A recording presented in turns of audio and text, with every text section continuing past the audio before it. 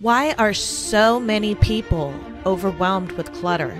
Disorganization is causing shame, suffering, friendships, time, money. People just like you wondering where and how to create an organized lifestyle. This podcast offers expert tips and solutions for your clutter obstacles. My name is Rachel Seavey, and this is the Hoarded Podcast. Hey, collectors. Welcome to the Hoarded Podcast. I'm your host, Rachel Seavey, and today I have Laurel Sagen with Laurel Buys Houses. She is a cash home buyer and a general contractor in the Sacramento area. And I'm super happy to have her on the website, on the podcast, so that she can discuss buying homes in distress.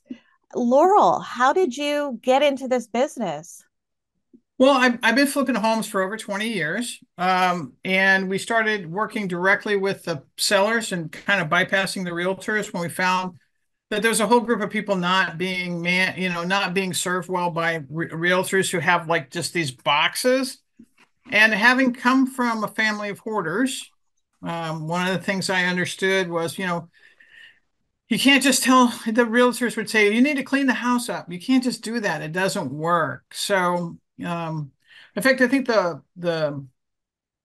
it's not bad, but realtors have their boxes and not everybody fits in the box, right? And I think I was buying a house about 8 years ago and doing my final walkthrough, before I went to sign the papers.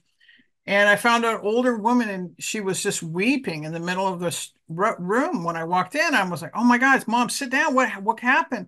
And she told her realtor told her she needed to have everything out of the house by Friday. And she says, I don't have any, but I don't know what to do. And I said, oh, and I realized at that point, I got a million guys. I can take care of it. Is there something you need moved to the next house? I've got guys, right? And it's kind of when I realized that realtors may not be the answer for everyone. And I started learning about it. And so we started buying direct from people. And I bought quite a few houses that really couldn't have been listed on the MLS for one reason or another, hoarding or rodents or, massive disrepair, dangerous situations, stuff like that. Because I'm a general contractor, I can fix anything. So. Wow, that's so interesting. Yeah, I have several realtors that I work with, and I think it's just that, people don't have the training or the background or the compassion. I'm not sure, but yeah, I get the same thing, like, well, we want to put the house on the market next week. And I'm like, this is 40 years of someone's life in here. I don't think that that's realistic, so trying to have them understand that it's going to take a little bit longer to sift through 40 years of belongings, and they have a deadline, well, the spring is the best time to say, it's never. And I'm like, well, yeah, but she's disabled and we're not starting till the summer until she's recovered, so sometimes I have to advocate for my clients because they're being pushed around into getting rid of stuff really quickly.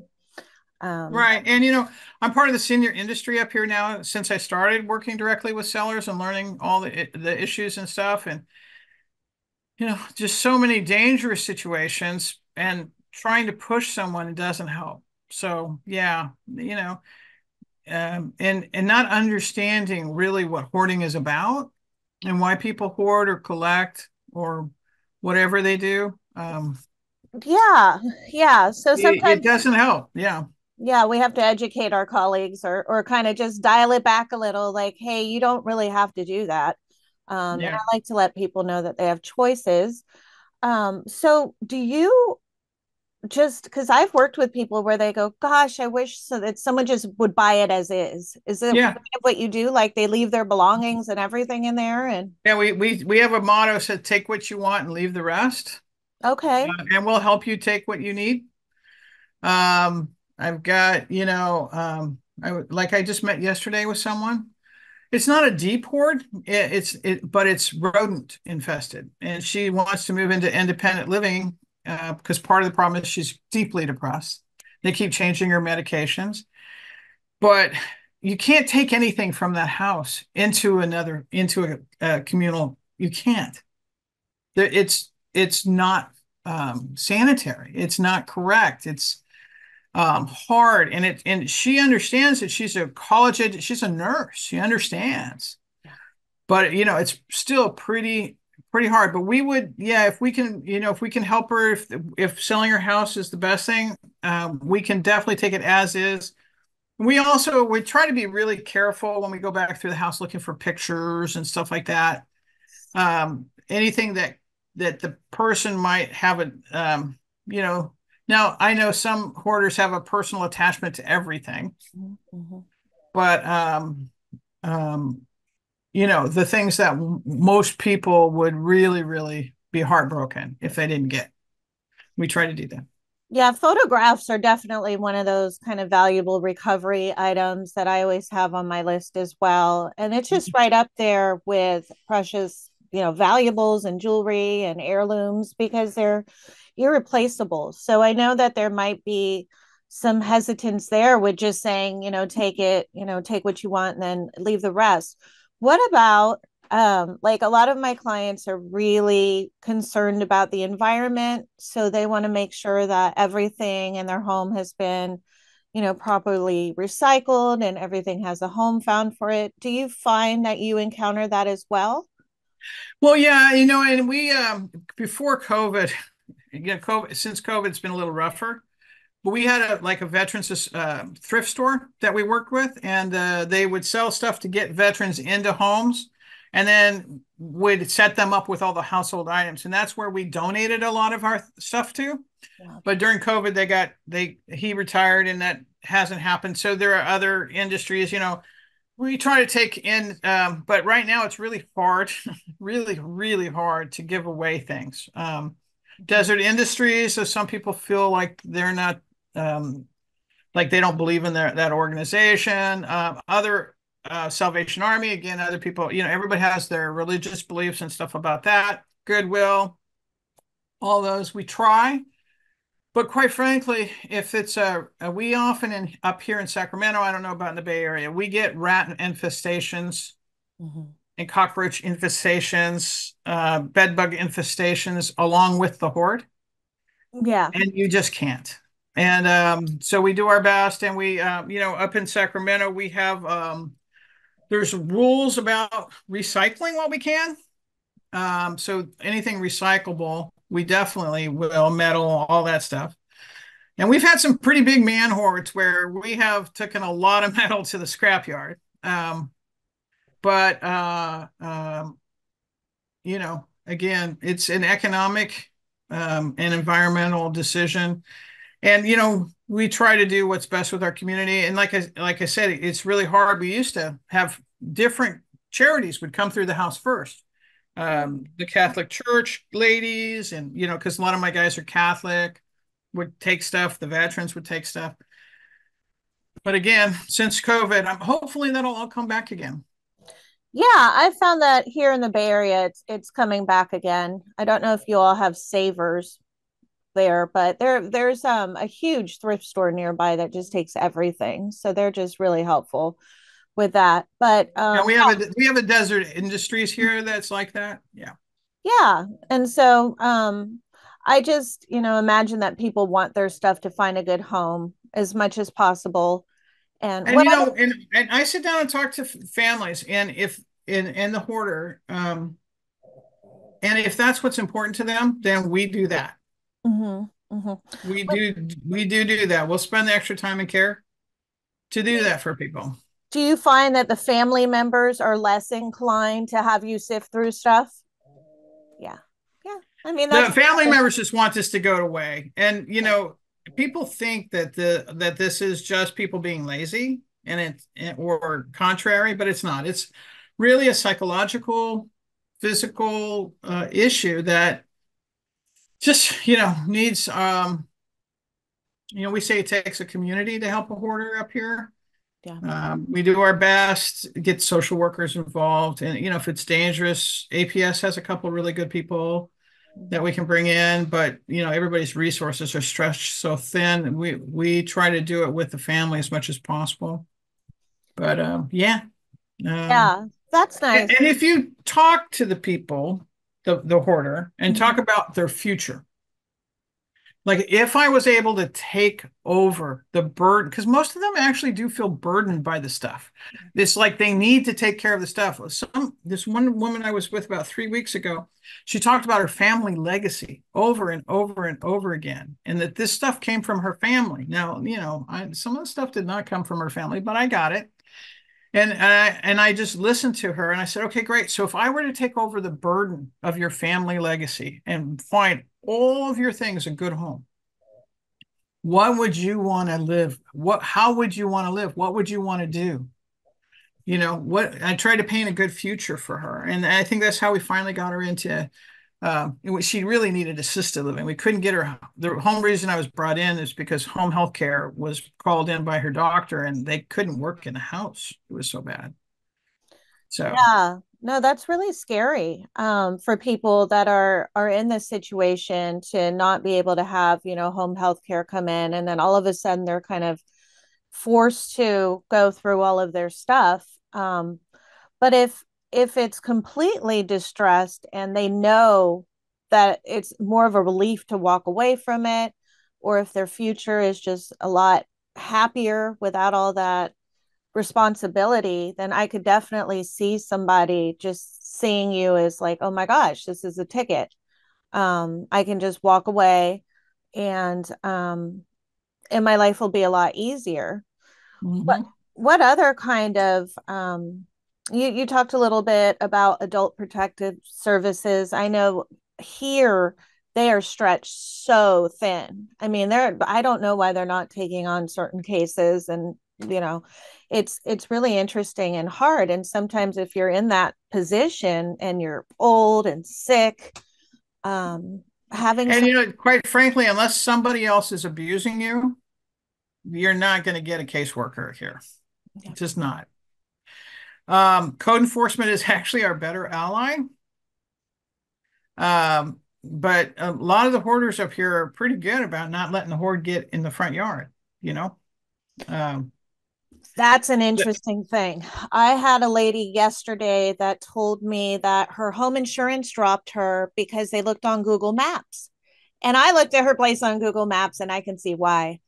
Um, so yeah. there's just a level of awareness, when it comes to hoarding, and I can see why people get stuck and they don't know what to do. So, And the good news is though that at least in Sacramento, I don't know about you, the Elder Services Network up here, like assisted living and independent living and dementia care, they all have social workers. The home health care people, they have social workers on staff who I think are actually more effective in getting people into a safe spot and calling in community partners than the government is, to tell you the truth. And they try to find family members and um, like that.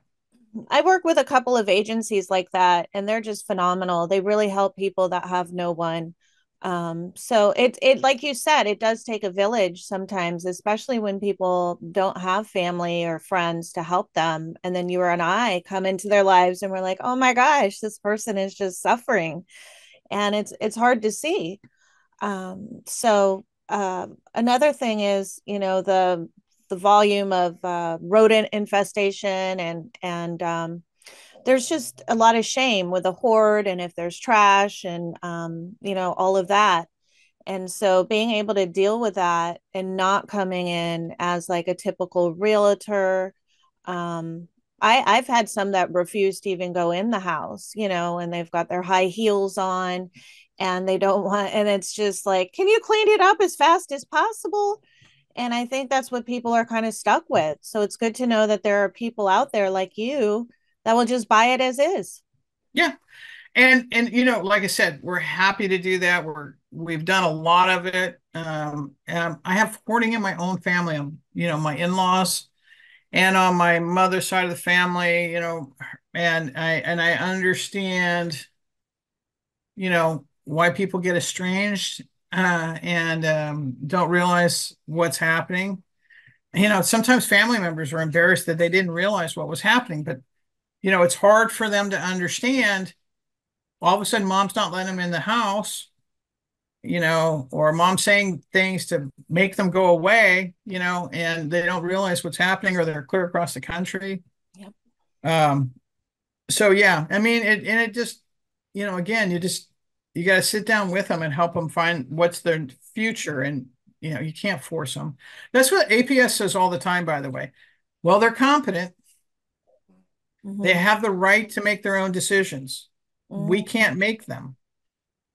All we can do is protect them from predatory people. And even then, it's very hard. I've got like an older gentleman, somebody moved in on him. Somebody, a caregiver, and he trusts them. There's a terrible that the caregiver is hoarding in his house. Social workers can't do anything. Social worker from because he had a fall, ended up in a skilled nursing facility. Doctor ordered home health care. They went out, the social worker went out, found the situation, but there's nothing APS or anybody can do about it because he is adamant that's who he wants. Now, are they saying that he can't come home until it's been cleaned up? Nope, he's home now Oh, wow. because Okay. she's going to care for him. Oh my gosh. Yeah, there's a lot of cracks in the system. And so just being aware of what your options are Mhm. is really helpful. Now, I know that you wrote a book.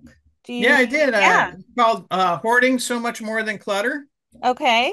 And I wrote it. People always said you should write a book, and I had written a book before called Your Next Move. It's really for seniors looking at going into the needing assisted living and stuff, and how to turn their home into cash.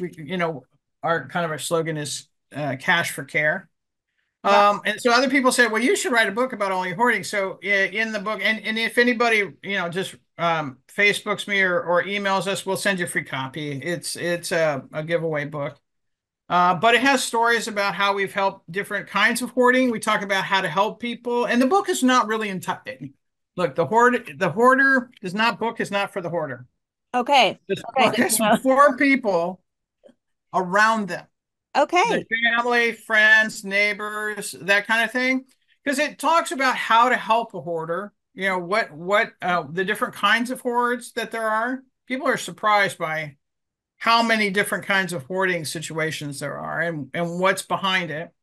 We offer, some resources in the back of the book for people in terms of cleaning up things and getting psychological treatment and, like things that,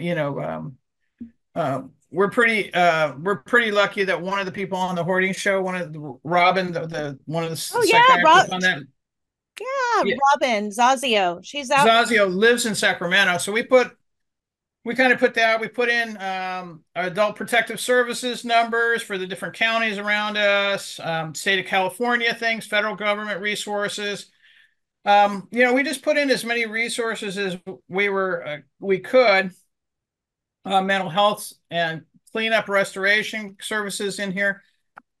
Just, trying to get as much resources to people and try to, and then we told a lot of stories, had some pictures to kind of help people understand um, what's going on for people. And it's really designed, the book is designed for the people around the hoarder. Yeah. And You that's know, really important. It's hard. And that's probably who you and I deal with the most, are the family members or the concerned, neighbors. And it's hard for people to understand what's going on. And it's really easy for them to judge. So allowing them to kind of understand with a little bit of grace and not being so,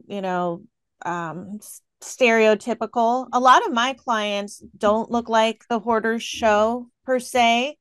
They're very nice, usually well educated individuals that are super kind with great, sense of humor and just like you and I, and if you approach people like a human being and just care about their situation, I think that really goes a long way.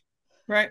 And, like this one hoarder tried to work with for a really long time. I really tried to help her.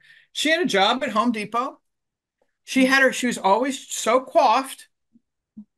But when I walked out of her house, I walked into my house. My wife made me change my clothes in the garage and throw Mm. my shoes away. It was so bad. Yeah. And yet she's so coiffed and so clean Yeah. appearing and shows up to work every day, part of her church every day. And most of her hoard was stuff that she was going to start a soup kitchen and to reach out to help people. And she was even had a freezers full of food that she was going to serve at the soup kitchen. Yeah. You People know, have, yeah, good intentions. and she just really couldn't understand how come everybody was all over her. You know, it was really hard. We did eventually get her to, and she sold her home to somebody else, which was fine, and we got her help. Hmm. But because by the time this is over, she was having a hard time with me, right? Yeah. But it was good because she got in another situation, and then but she didn't get the help she needed, and I just ran into her. This was about 3 years ago. I just ran into her, and again, and she's got a whole new place she's hoarding at. And that's So what it, that's the other yeah. piece. You got to get help. We move people into assisted living, and then the assisted living people have got a hoarder in their place. Yeah. We de-hoard assisted living places. I have one lady now because she takes everyone's junk mail and they don't know like what's important or not. So they don't do anything with the paper. They just mop or change the cat box or do some things, but the papers are just stacked up. So we have to go in there every now and then and just really weed through what's hers, what's other neighbors, what's, irrelevant. Um, but yeah, I mean it's really hard when the caretakers get, because they don't really know what to do either. It's interesting. It's a whole process for people. And so you said she did move into assisted living, this woman. Now she's hoarding there. Yeah. Yeah. Yeah.